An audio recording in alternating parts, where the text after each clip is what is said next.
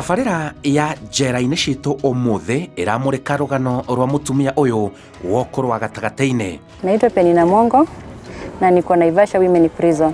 Ũyũ akoretwo njera makĩria ya miaka 10. Nimekaa jela miaka 11, nilishikwa 2011 na nilishikiwa Nairobi, nikapelekwa Lang'ata Women Prison. After kukaa huko nikaletwa transfer Naivasha 2020. Hapo ndio naenda kumalizia kifungo yangu, na nyumbani kwetu ni Kitui, huko ndio nilitoka, but sikushikiwa huko, nimeshikiwa Nairobi, ndio nilikuwa mkaaji wa Nairobi. Arauga njera ni mũtũrĩre wa ruo biũ.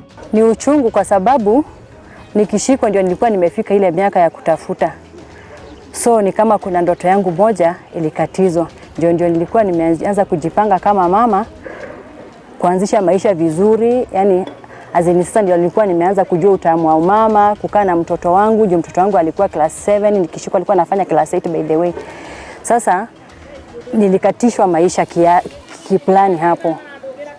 Yeah. Nilikuwa 36 years by then. No, ni favor ya God. Si maisha mzuri, ni kujikubali.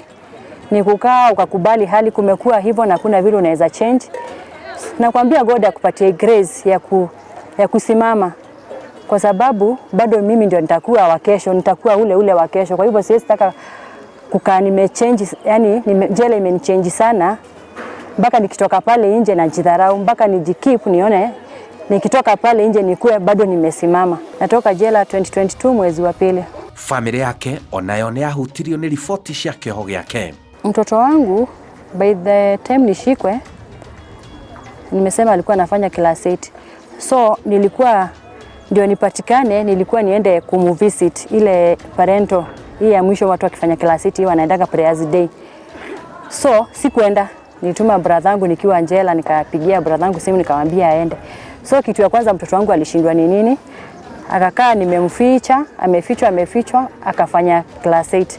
Kufanya akaambia mwenye alikuwa na yeye, mpaka unyonyeshe mamangu mahali yuko ndio niweze kutosheka, otherwise nitajinyonga. So alikuwa na stress kabisa, juu alikuwa anajua sijaimwacha, sijaikosa kwenda shule, so alikuwa na stress.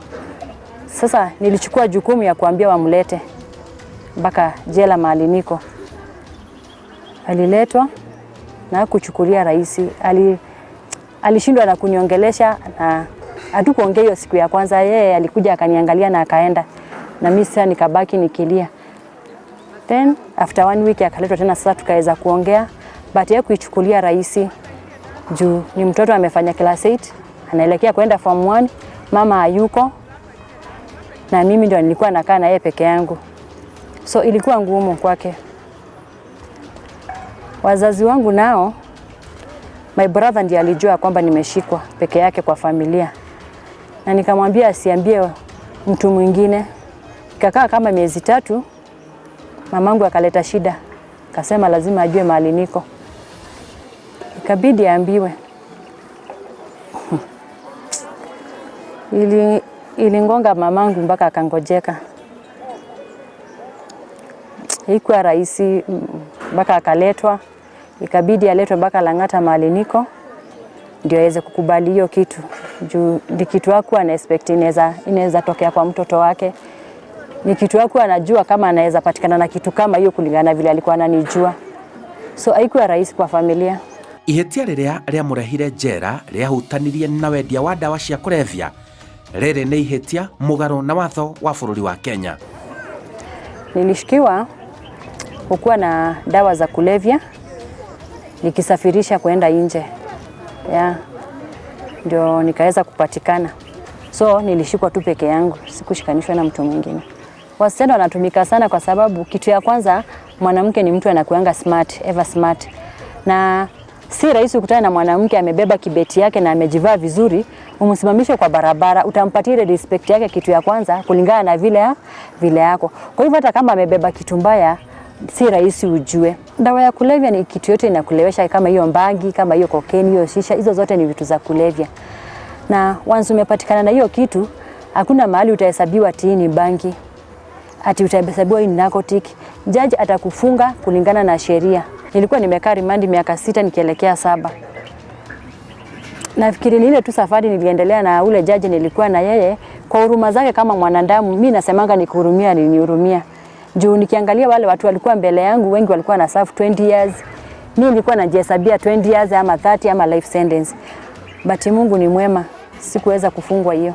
Kwenda muno nikuo kwa mwerekeirie waganu-inĩ ũyũ kuona nĩ handĩte wega biacara-inĩ ĩrĩa arutaga hau kabere. But ilifika mahali nikaacha kuandikwa, nikaanza kufanya biashara. Niliuza manguo, nikachoka na manguo, nikaingilia kwa kuuza mawe hizi za kujenga. By the time nishikwe, nilikuwa na kiwanja yangu pale Osops.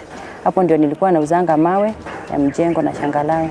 Tamaa tu iliniingia, nikaona nikaongezee. Ni tamaa ilinishika, nikaona niende nifanye hiyo side hustle ndio niongezee tu biashara yangu.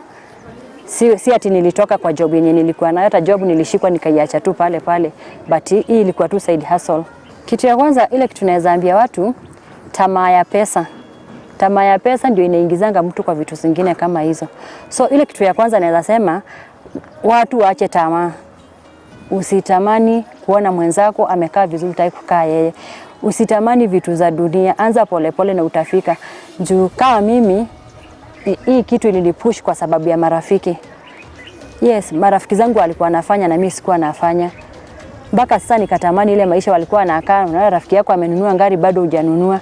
So hata mimi nikajiingiza hapo ndio pia mimi nikuwe kama hao. Nikisahau ya kwamba kila mtu ako na bahati yake kwa maisha. Mnaweza tembea safari moja na mtu wewe ushikwe yeye aachwe. So walikuwa wanaenda hapo anashikwa, but mimi nilienda na nikashikwa. So naweza ambia watu unaangalia sana marafiki ambao uko nao. Na ni vizuri ukiwa na rafiki ujue ni rafiki wa aina gani. Yaani ujue deep huyo rafiki yako anafanya kitu gani, kwa sababu rafiki yako anaweza fanya kitu na kuingiza ndani kama utaki. Niarahe ado mukana. Ile kitu naweza ambia watu kulingana na ile miaka nilikaa jela, mbele nilikuwa inaichukulianga ni kama kitu ya kawaida.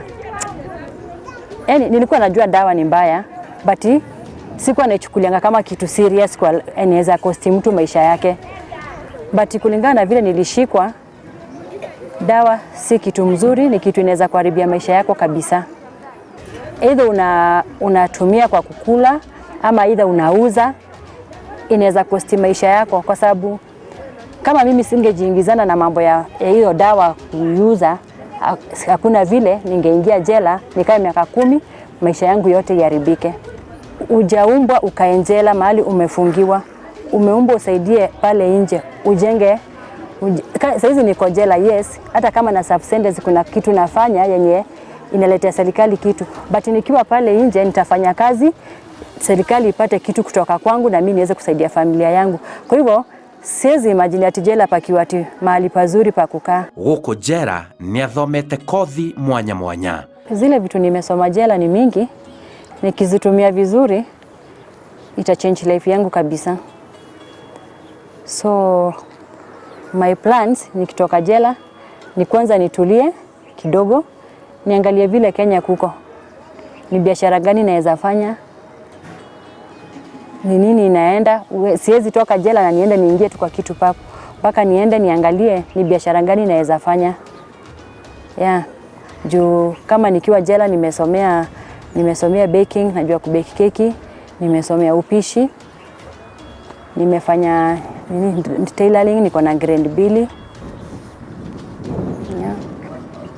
Nimesomea pararigo. Yeah. Niko na vitu mingi nimesoma jela, nimesomea computer jela. Jela imenisaidia. Yeah. Imenipatia ujuzi yenye nikiweka in use itanisaidia maisha yangu yote. Arauga ndangĩenda gũcoka jera rĩngĩ. Mimi nikisikia nashikwa naweza kimbia na miguu mbali sana. Na siwezi taka kitu yoyote inaweza nirudisha jela. Kitu yoyote, hata kama ni maski kama hii, afadhali nibebange kama 3 nimejifungia hapa hivi, bora nikuwe, yani hakuna kitu inaweza nirudisha jela. Siwezi taka. Kulingana na ile maisha nimekaa, nimetanganishwa na familia yangu, ndoto zangu zote zimezimwa. Siwezi kubali. Dawa hakuna kuwekelewa ati niliwekelewa. Dawa ni upatikane nayo na unapelekwa nayo. Si rahisi upate ati dawa umewekelewa. Kwa hivyo kama mtu ananguzana na dawa achunge. Njĩtagwo Simon Kibe na ĩyo nĩ tabarĩra ya njera-inĩ citũ.